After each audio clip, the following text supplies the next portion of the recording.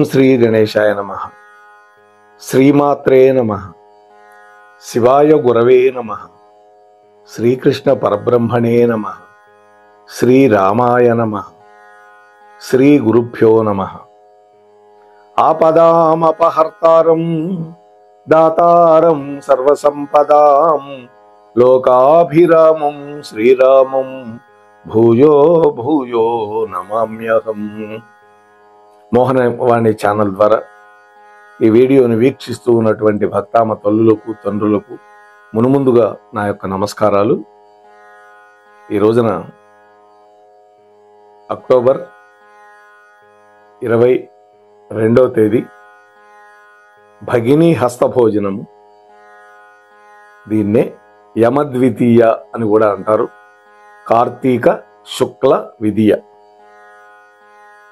దీని యొక్క ప్రాశస్యం ఏంటి, ఈ రోజున మనం ఏం చేయాలి అనేటువంటి విషయాలు మీతో పంచుకునే ప్రయత్నం చేస్తాను. భగిని అంటే చెల్లి లేదా అక్క, ఎవరైనా కావచ్చు. హస్తభోజనం అంటే ఆమె తయారు చేసిన వండినటువంటి భోజనము అని అర్థం. అంటే సోదరి యొక్క చేతి వంట సోదరుడు భుజించటం. ఇందులో కొత్త విషయం ఏముంది అని మీరు అనొచ్చు. సాధారణంగా పెళ్ళయిన తర్వాత చెల్లెలు కానీ అక్క కానీ ఇంట్లో తల్లిదండ్రులు కానీ అన్నదమ్ములు కానీ కలిసి భోజనం చేయటం అనేది కొంత తగ్గిపోతుంది. ఎందుకని, పెళ్ళి వెళ్ళిపోయిన తర్వాత వాళ్ళ అత్తగారింట్లో ఉంటారు, వీళ్ళు ఇక్కడ ఉంటారు. మరి ఎలా? కాబట్టి అంతేకాకుండా ఆడపిల్ల ఇంటికి వెళ్ళి మాటిమాటికి భోజనం చేయటం, వాళ్ళ సొమ్ము తినడం అనేదానికి కూడా చాలామంది ఇష్టపడరు. అంటే తినకూడదని కాదు, ఆడపిల్ల యొక్క రుణం ఉంచుకోవడం పుట్టింటి వాళ్ళకి ఇష్టం ఉండదు. ఇది శుభకార్యాల్లో వచ్చి భోజనం చేయటం అనేది ఎక్కడ ఆక్షేపణ లేదు. కానీ ఊరికినే వచ్చి తినడం అనేది మర్యాద కాదని మన సంప్రదాయం చెబుతుంది. ఆడపిల్లకి పెట్టాలి కానీ ఆడపిల్ల సొమ్ము తినకూడదు. కార్తీక శుక్ల విధి నాడు మాత్రం వివాహం అయిపోయినటువంటి సోదరి ఇంట్లో ఆ సోదరుడు వచ్చి భుజించి తీరాలి అని శాస్త్రం నిర్ణయించింది. ఇది దీనికి ఒక కథ కూడా ఉంది. ఆ కథ ఏంటంటే, యమున యమధర్మరాజు యొక్క చెల్లెలు, యమి అంటారు ఆమె. ఆమెకి తన అన్నయ్య అంటే వల్లమాలినటువంటి ప్రేమ. అందుకని ఎప్పుడు అడుగుతూ ఉంటుంది, అన్నయ్య మా ఇంటికి రా, నా చేతి భోజనం చేసి వెళ్ళు అని అడుగుతూ ఉంటుంది. ఎన్నిసార్లు సోదరుణ్ణి ఆమె కోరింది. ఎందుకని, యమధర్మరాజు బిజీగా ఉంటాడు. పాపాత్ములు ఎక్కువైపోయారుగా, వాళ్ళకి శిక్షలు వేయటం ఇవన్నీ చాలా. ఈ విధంగా కోరుతూ ఉండగా ఒకనాడు యమధర్మరాజు సోదరి అయినటువంటి యమున ఇంటికి వచ్చాడు. ఆ రోజే కార్తీక శుక్ల విదియ. ఆ వచ్చినటువంటి వాడు తన అసిస్టెంట్ ఉన్నాడు కదా, ఆయనకి లెక్కలు రాయటానికి, ఆ చిత్రగుప్తుడితో సహా విచ్చేశాడు యముడు. అంతేకాదు తన పరివారాన్ని కూడా వెంట పెట్టుకొచ్చాడు. వాళ్ళందరినీ యమునాదేవి ప్రీతిగా స్వాగతించింది. స్వయంగా తానే వంట చేసింది. మరి యమున నది కదా, ఆమె ఎలా వంట చేస్తుంది అని అనుకోవచ్చు. నదులకి 2 రూపాలు ఉంటాయి. ఒకటి స్థావరము, 2 జంగమము. స్థావరం అంటే నీళ్ల రూపంలో ప్రవహించేటటువంటి రూపం. జంగమము అంటే మనలాగా కాళ్ళు చేతులతో ఉండేటటువంటి ఆకారం. ఆమె కరచరణాదులతో ఉండేటటువంటి ఆకారాన్ని ధరించి వంట చేసింది. అన్నయ్యకి ఏది ఇష్టమో తెలుసు కదా, వాళ్ళిద్దరూ కలిసి పెరిగారు కదా. సూర్య భగవానుడి యొక్క బిడ్డలే కదా వీళ్ళిద్దరూ. చక్కగా వాళ్ళ అన్నయ్యకి ఇష్టమైనవన్నీ తయారు చేసింది, విందు భోజనం పెట్టింది. అన్నయ్యతో పాటు చిత్రగుప్తుడు, ఆయన పరివారం అందరికీ కూడా సంతృప్తి కలిగింది. చెల్లెలి యొక్క ఆప్యాయతకు యముడు కరిగిపోయినాడు, మురిసిపోయాడు. అమ్మా, ఏదైనా వరం కోరుకో తల్లి అన్నాడు. అప్పుడు ఒక మాట అడిగింది, తన కోసం అడగల. అది నదుల యొక్క తత్వం చూడండి. నదులు తమలో ప్రవహించే నీటిని అవేం తాగవు. ఆ నది ప్రవహించే ప్రాంతంలో ఉండే ప్రజలందరికీ పంటలు పండటానికి, వాళ్ళ దాహార్తి తీర్చటానికి, స్నాన సంధ్యాదులకి ఉపయోగపడుతుంది. త్యాగమయ్యి నదీమ తల్లి. అటువంటి నదీమ తల్లి కదా. అందులో సూర్య భగవానుడు కూడా మనం అడిగినా అడక్కపోయినా ఏ విధంగా తన యొక్క కాంతిని ప్రసరింపజేసి మన అందరికీ వికాసం కలిగిస్తాడో అదే విధంగా ఆయన కూతురు కూడా ఏం తక్కువది కాదు. అన్నయ్య, ఈ రోజున కార్తీక శుక్ల విదియ.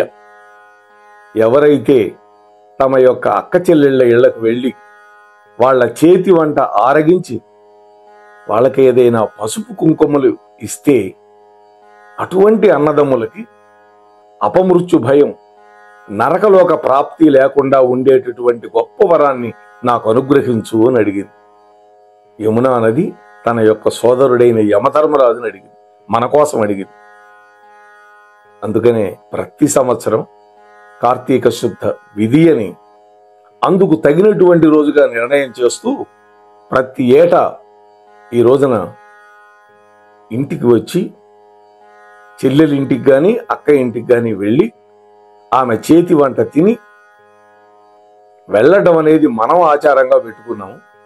యముడు కూడా వాళ్ళ చెల్లెలికి చెప్పాడు, అమ్మా, ప్రతి సంవత్సరం తప్పకుండా నీ ఇంటికి వస్తాను, ఈ రోజున నేను మాట ఇస్తున్నాను అన్నాడు. అప్పటి నుంచి ఈ లోకంలో ఇదే రకమైనటువంటి ఆచారాన్ని పాటించేటటువంటి మగవాళ్ళని ఏనాడు కూడా అకాల మృత్యువు జరిచారదు.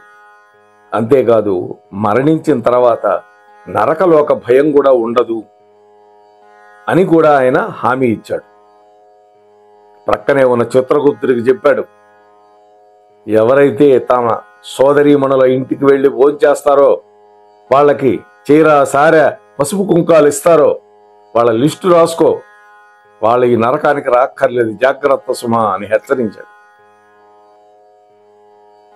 అంతేకాదు, ఆ రోజున ఏ స్త్రీ అయితే తన యొక్క అన్నదమ్ముళ్లను పిలిచి అన్నం పెట్టి ఆదరిస్తుందో అటువంటి తల్లి జీవితాంతం సుమంగళిగా జీవిస్తుందని, భోగభాగ్యాలతో తొలతూగుతుందని కూడా వరాన్ని ప్రసాదించాడు యమధర్మరాజు.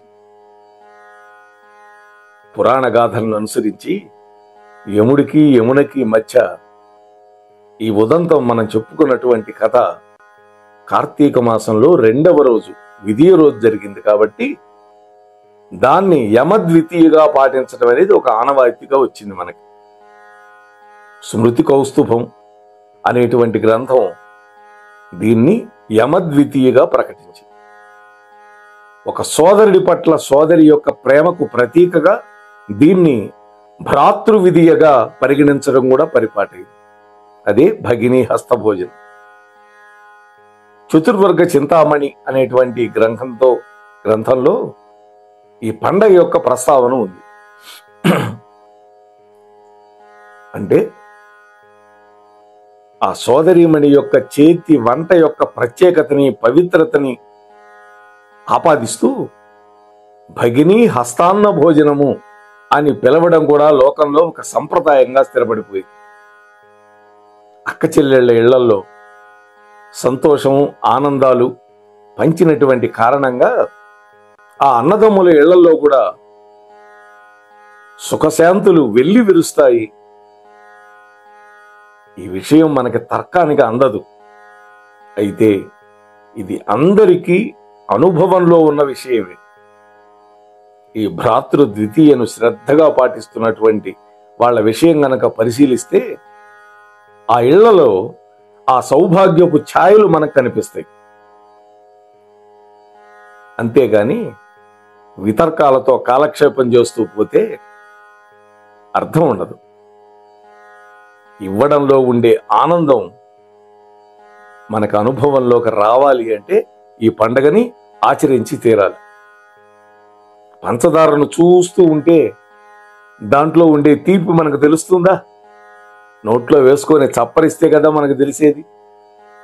అందువల్ల పెద్దవాళ్ళు మనకి ఏదైతే సంప్రదాయం పెట్టారో ఆ సంప్రదాయాన్ని తప్పకుండా పాటించాలి. ఆడపిల్ల ఆ ఇంటి మహాలక్ష్మి కదా, ఆ మహాలక్ష్మిని మరొక ఇంటికి మహాలక్ష్మిగా పంపించాం పెళ్లి చేసి. అంత మాత్రంతో మన బాధ్యత అయిపోదు. పుట్టింటి వాళ్ళు అప్పుడప్పుడు వెళ్ళి పలకరిస్తూ వాళ్ళకి కావాల్సినటువంటివన్నీ చూస్తూ ఉండాలి ఆడపిల్లకి. అందుకనే పూర్వం స్త్రీధనము అని ఉండేది. పెళ్ళప్పుడు ఒక అరెకరా ఎకరా ఇట్లా పొలాలు ఆడపిల్లకి ఇచ్చేవాళ్ళు. అంటే ఆ ఐవేజ్ తోటి తాను ఎవరిని అడగకుండా తాను కూడా అతిథి అభ్యాగతలు పూజ చేసుకోవడానికి అవకాశం ఉంటుంది కదా. అంటే డబ్బుకు స్వతంత్ర తాను కూడా ఉంటుంది కదా. ఇటువంటివి పెట్టారు. అట్లాగే అప్పుడప్పుడు కొన్ని ఇళ్లల్లో అక్క చెల్లెళ్ళకి ఈ అన్నదమ్ములకి తగాదాలు వస్తూ ఉంటాయి. ఏదో ఆస్తుల విషయం, దిక్కుమాలిన విషయాలు, అవన్నీ పక్కన పెట్టి ఆప్యాయత పంచుకోవడానికి, ఆప్యాయత పెంచుకోవడానికి ఇటువంటి పండగలు మనకి దోహదపడతాయి అనే విషయాన్ని మనం ఎప్పుడూ మర్చిపోకూడదు. ఎంతకాలం బతుకుతామో ఎవరికి తెలియదు. కానీ బతికినంత కాలం ఏకగర్భ సంజాతులం కదా అనే విషయం మర్చిపోకుండా తన చెల్లి, తన అక్క యొక్క బాగోగులు చూడటం అనేది ఆ అన్నదమ్ముడి యొక్క బాధ్యత. అందులో ప్రేమ, ఆప్యాయత, వాత్సల్యం ఇవన్నీ ఇమిడి ఉంటాయి. కొన్ని ఇళ్లలో అక్క చాలా పెద్దదిగా ఉంటుంది, తమ్ముడు ఒక 20 ఏళ్ళు చిన్నవాడుగా ఉంటాడు. ఆమె ఎంతో ఎత్తుకొని పెంచి పోషించి ఉంటుంది, కన్న తల్లిలాగా సాగుకుంటుంది. ఇవాళ నువ్వు పెద్దవాడివైతే అవ్వచ్చు, కానీ ఆ విషయాన్ని మర్చిపోకూడదు. ఆమె నీకు పంచిన ఆప్యాయతని, అనురాగాన్ని జన్మ జన్మలకి మర్చిపోలేము. ఈ పండుగని కేవలం మన తెలుగు రాష్ట్రాల్లోనే కాదు, మహారాష్ట్రలో ఈ పండుగని భయ్యా దూజ్ అనే పేరుతో జరుపుకుంటారు. హిందూ దేశం నేపాల్ ఆ ఒక్కటే ఉంది ప్రపంచంలో. అక్కడ ఈ పండుగని భాయి టీకా అనేటువంటి పేరుతో పిలుస్తారు. పంజాబ్ ప్రాంతంలో అయితే ఈ పండుగని టిక్కా అని పిలుస్తారు. కాబట్టి అటువంటి అద్భుతమైనటువంటి సంప్రదాయం అనేది మన యొక్క హిందువులకు మాత్రమే స్వంతమైనది. మన పురాణాలలో కూడా వీటికి సంబంధించినటువంటి ప్రతిపాదన ఎన్నో ఉన్నాయి. కృష్ణ పరమాత్మకి ద్రౌపదీదేవి తోడబుట్టిన చెల్లెలేం కాదు, కానీ ఆమె యొక్క మాన సంరక్షణ చేశాడు. భారతంలో లేకపోయినా ఒకానొకప్పుడు కృష్ణ పరమాత్మ వేలు దిగింది. భార్యలు పక్కనే ఉన్నారు, 8 మంది భార్యలు, అష్టమహిషులు, ద్రౌపదీదేవి కూడా ఉంది. వాళ్ళందరూ హడావుడి చేస్తున్నారు. కానీ ద్రౌపదీదేవి తన చీర చెంగుని చింపి తడిపి అప్పటికప్పుడు కట్టుకట్టింది. ఇది కదా అవ్యాజమైనటువంటి అనురాగం. అందుకనే ఒక్కసారి కాదు 2-3 సార్లు రక్షించాడు ద్రౌపదీదేవిని కృష్ణ పరమాత్మ. సోదరి అనేటువంటి భావనతోటి. కీచకుడు పరాభవించబోతే సూర్యనారాయణ మూర్తిలో నుంచి ఒక పెద్ద భూతం రూపంలో వచ్చి తోశవతల వారేశాడు కీచకుడిని. మరి అక్షయమైనటువంటి వస్త్రాలు ఇచ్చి కౌరవ సభలో రక్షించాడు. అలా పరమాత్మ యొక్క కృపకి ఆమె నోచుకున్నది. అంటే సోదరి సోదరుల యొక్క బంధం అనేది ఎంత ఆత్మీయతతోటి అనురాగంతో కమనీయంగా రమణీయంగా ఉంటుందో మన పురాణాలు కూడా మనకి చెప్పినాయి. కాబట్టి మనం కూడా ఇంకా ఎంతకాలం బతుకుతామో తెలియదు. బ్రతికినంతకాలం అనురాగంతో ఆప్యాయతతోటి ఉంటూ ఇటువంటి కార్యక్రమాలు మనం ఇళ్లలో చేసుకుంటూ ఉండి మన తర్వాత తరాల వాళ్ళకు కూడా మనం ఆదర్శంగా నిలవాలి అని మీతో మనవి చేసుకుంటూ స్వస్తి సర్వేషాం. మన కార్యక్రమాలు నచ్చితే ఒక లైక్ చేయండి, మాకు ఎంతో ఎంకరేజ్మెంట్గా ఉంటుంది. అలాగే కామెంట్ చేయండి. కామెంట్ చేస్తే మేము మంచి క్వాలిటీ కంటెంట్ అందించడానికి దోహదపడుతుంది. ఆడియోస్ని షేర్ చేయండి. ఆడియోని షేర్ చేస్తే మన ఛానల్ అభివృద్ధి చెందడానికి ఉపయోగపడుతుంది. ఇంతవరకు మన కార్యక్రమాన్ని చూస్తూ ఎంజాయ్ చేస్తున్నట్లయితే, ఒకవేళ సబ్స్క్రిప్షన్ కనుక చేయలేకపోతే ఇప్పుడే ఈ క్షణమే సబ్స్క్రైబ్ చేసుకుని ఆ పక్క నుండి బెల్ బటన్ మోగించండి. వినండి, వినిపించండి, వింటూనే ఉండండి. మోహనవాణి తెలుగు పోడ్కాస్ట్.